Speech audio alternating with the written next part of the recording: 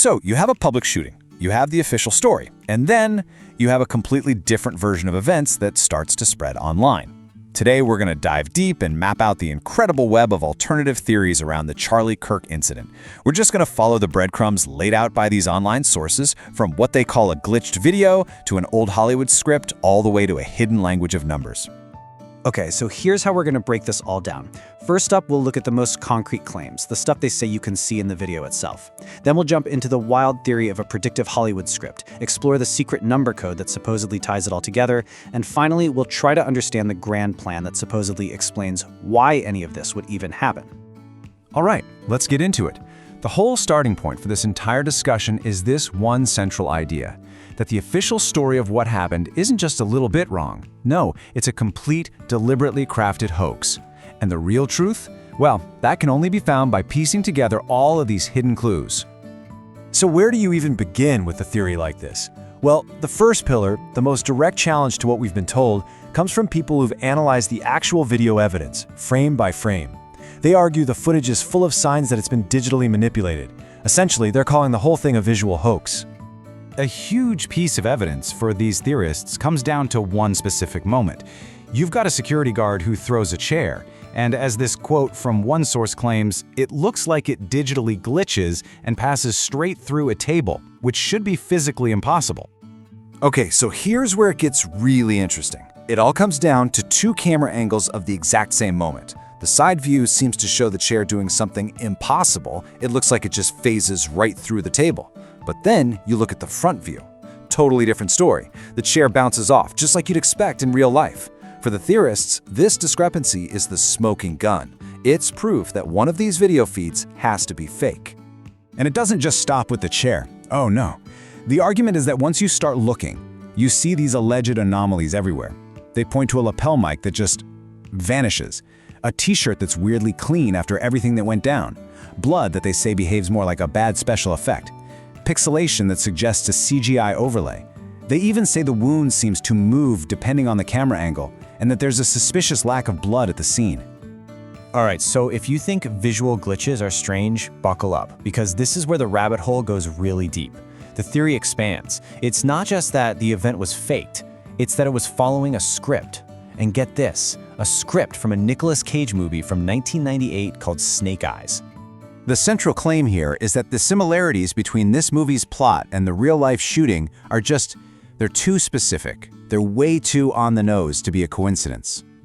Instead, these sources see the movie as a form of predictive programming, basically a blueprint for the real event, hidden in plain sight for nearly 3 decades. And when they say parallels, they mean specifics. Okay, check this out. In the film, the victim is Secretary Charles Kirkland. In real life, Charlie Kirk. In the movie, the boxer who creates the diversion is named Tyler. In real life, the shooter's first name is Tyler. Both victims are shot in the neck.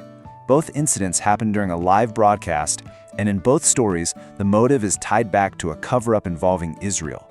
You can see why people find this stuff compelling. And to really hammer the point home, theorists point to this line, pulled directly from the movie's script. The name Charles Kirkland, announced at this big public event, it's presented as an almost unbelievable piece of foreshadowing for what would happen to Charlie Kirk. So, this leads to a pretty fascinating question. How do you prove that these connections are intentional and not just a bunch of wild coincidences? Well, according to these sources, the answer lies in a hidden language of numbers. The tool they use is an ancient practice called gematria. The sources explain it as a system where letters are converted into numbers. By calculating the numerical value of different words, they believe you can uncover hidden relationships and secret messages encoded right inside our language. And here's the core argument. When keywords from the movie and keywords from the real event add up to the exact same number, that's not random. They see it as evidence of a deliberately constructed code, like a mathematical signature left behind by the people who planned the whole thing. So for instance, these theorists point to one number in particular, 31. Using a simple cipher, they calculate the word snake from the movie title, and it adds up to 31. Then they take the word college, the location of the event, which also equals 31.